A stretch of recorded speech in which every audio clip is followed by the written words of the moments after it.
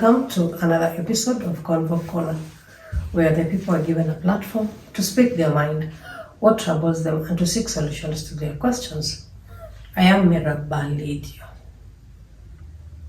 In our previous video, we talked about ADHD, meaning attention deficit and hyperactivity disorder. This is a neurological disorder whose they haven't discovered what is exactly the cause of ADHD. So in our previous video, we talked about the types of ADHD and also the signs and symptoms of ADHD. So in today's video, I'm going to talk about what parents should do in case you have a child who has ADHD. And to help me delve into this topic is my guest. And without further ado, I'll let her introduce herself. Hey guys, I'm Vicky. Karibu sana Vicky. Baridi ni nyingi sana. Yeah, baridi ni nyingi. Okay, so in today's topic, we are going to discuss the do's and the don'ts. Like if you have a child who has ADHD, what are you supposed to do? And what are you not supposed to do? So the do's and the don'ts. So, but we're going to start with the do's. So tell us, what are we supposed to do? If you have a child with ADHD, what are some of the do's? Create visual aids for the child. Okay. As you said, they tend to forget things. So you can create visual aids like timers, charts, such things that can trigger his memory so that he remembers, oh, I had a task. Yeah. Okay. So by creating visual aids for the child. Yeah.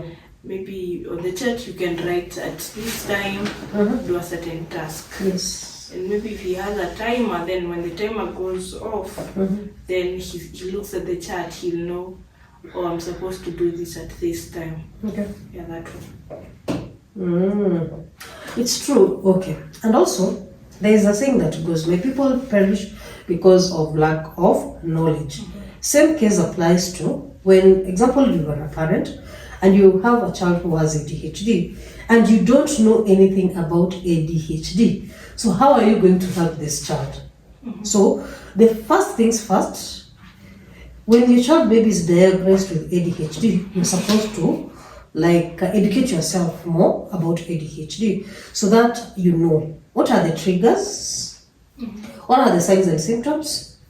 Okay, how can you help this child maybe suppress these maybe symptoms or something, if there's something of the sort, or which kinds of food does your child is not supposed to eat. So you're supposed to educate yourself. That's the first step. At least just to know what it is and how best you can help your child. Also, be ready to listen to your child. Yep. And when maybe they are overwhelmed, or maybe when they feel like maybe things are not going right, maybe they can come and talk to you. Yeah. So you should be a good listener to them. You should always be ready to listen to them. Like any time, you should always be there and ready to listen. So you should be a very good listener. Yes. So another thing you should do is you break, if for example you're giving a child with ADHD, you're giving them a task. We said their retention is they have a very short attention span. So you cannot give that child something to do that maybe exceeds even 5 minutes or even 10 minutes. So if you really want this child to do something or a task, you break the task down into steps, step by step. So you tell them, do this, maybe. When they finish, now you go to the next step. When they finish, you go to the next step. Not like giving them, I want you to do 1, 2, 3, 4, 5. I'm telling you, I don't know, they'll do only one. Mm. Yes, so you break them into smaller steps so that they're able to follow. Yes. Also, you should create a good environment for them, a peaceful one. When they get overwhelmed or when they have the anxiety or when they feel anything, because they have mixed emotions, they can be able to feel the environment is peaceful. Yeah. It should not be harsh, it should not be hostile to them. It should be a place where they feel free. So you should make sure that wherever that child is, even if I go home, that place is peaceful for them, Yes. and he can express his feelings Yeah. akiwa kwa hiyo environment. Yes. So, okay. Another thing you should do is you should collaborate with the other caregivers. Caregivers meaning like there's the teacher, there's the therapist, because when you have a child who has ADHD, it's a whole lot of combination. Like you team up and work together for the good of the child. So when at school, you just collaborate with the teacher, knows like what the teacher needs or how the child behaved in school, from home, the same. And also when you go to the therapist, you collaborate and synchronize each and everything so that you are able to help the child. Not the teacher is doing his or her own thing, the parent is doing his or her own thing, and the therapist doing his or her own thing. So when you do that, I think you'll not achieve much. But when you collaborate, at least it helps. It goes a long way to help the child. The next one is have a routine for your child. Yeah. Set routines, like something that he or she will always do during the day, like every day. That will help him to focus and also increase stability. Because if the routine doesn't change, then it is very rare for him to forget. So his memory becomes a little bit stable. Yes. So also you're supposed to encourage your child also to involve themselves in physical activity, because physical activities help children with ADHD to calm them. Yes. So when they play, like yes, at least the tension is calm down, and they're able to. They're not that hyper. Yeah. So their hyperactivity comes down as a result of them engaging in a certain physical activity. So you should encourage them to do at least physical activity each and every day. Yeah. Also, you should praise and reward good behavior. If your son or daughter acts well or is in their best behavior, then you should praise them or reward them. That will help them to even want to behave better each time. Okay. Yeah, it's very true. Hata ukikuwa rewarded, see, at least you will over and over again do the same thing so that you'll be rewarded. So at least it affects them positively. So another thing is one should encourage self-care activities, like maybe the child engaging in their hobbies, if they have hobbies, or something they like doing. At least this one helps in calming their stress and also managing the hyperactivity. So it's very good. Just encourage your child. If they want to play football, let them be. They want to play netball, the same. If it is table tennis, well and good. This will help them at least to calm down and also minimize their stress levels. Yes. Another thing is set boundaries and also let them know that there are consequences if they pass the boundaries.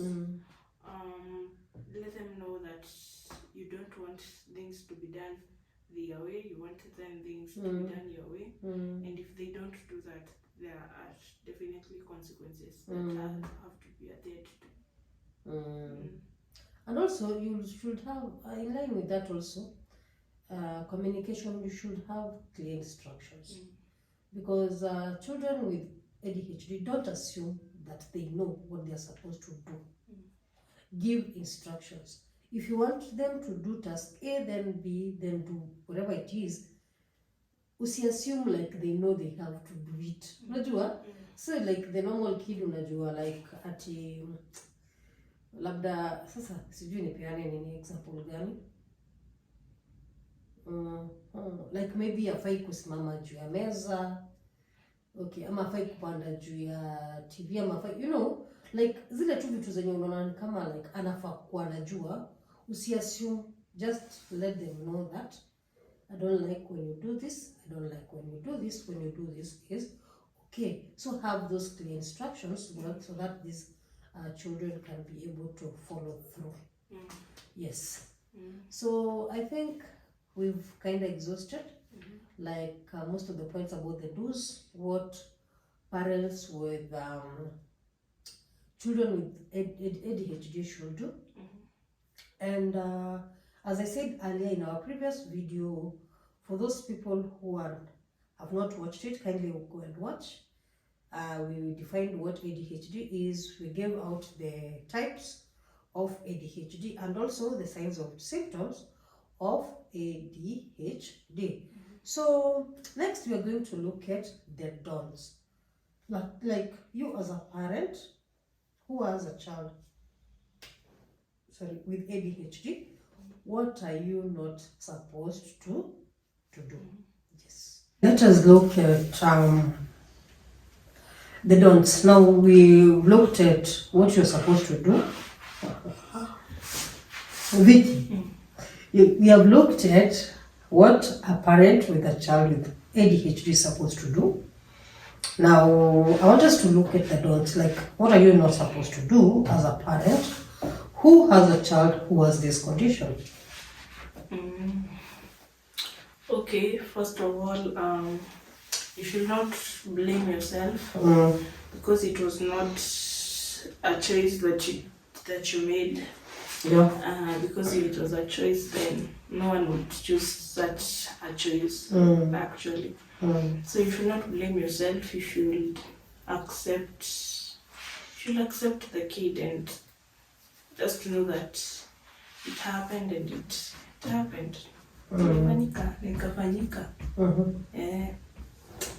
Yeah, but mostly unajua unajipatanga tu umejambia, I wish if I knew maybe what triggered this, I wish I could have not done it, but you don't know, because as you said, hatujui like the causes of like ADHD, so we don't know. So another thing is you're not supposed to over criticize the child.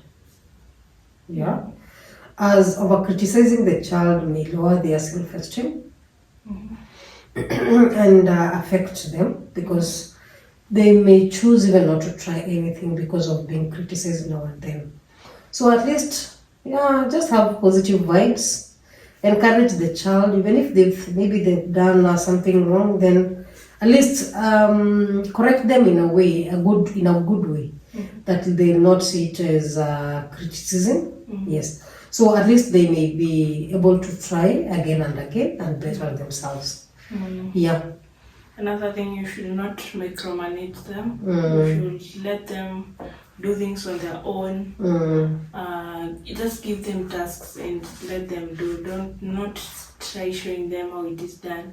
If they already have a clue, let them do it with the clue that they have in their head. That will help them to increase focus and stability also. Yeah.